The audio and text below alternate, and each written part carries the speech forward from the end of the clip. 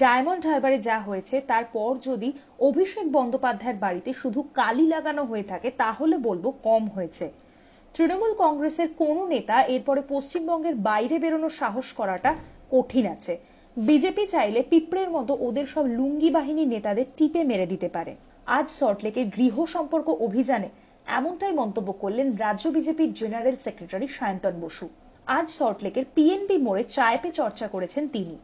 তারপরেই তিনি সল্টলেকের এবি ব্লকের বাড়িতে বাড়িতে গিয়ে গৃহ সম্পর্ক অভিযান সারলেন।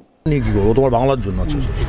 বলছি দাদা, কালকে দিল্লিতে অভিষেক বন্দ্যোপাধ্যায় মানে সামনে কালি লাগানো, এখানে কি বলবো? দেখুন, যা ডায়মন্ড হারবারে হয়েছে তারপরে শুধু কালি লাগানো যদি হয় আমি তো বলবো কম হয়েছে।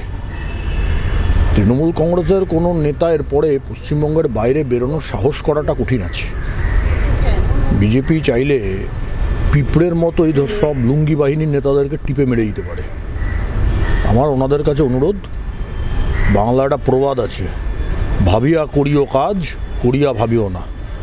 যে ধরনের অপরাধ করেছেন কালকে, তার কিছু ভোগ তৃণমূলের নেতাদের করতে হবে।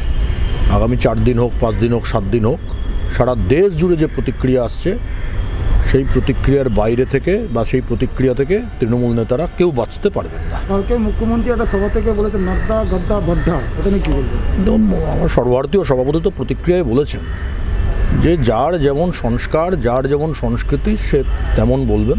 উনি বলে দিয়েছেন, আমার নতুন করে আর কিছু বলার নেই।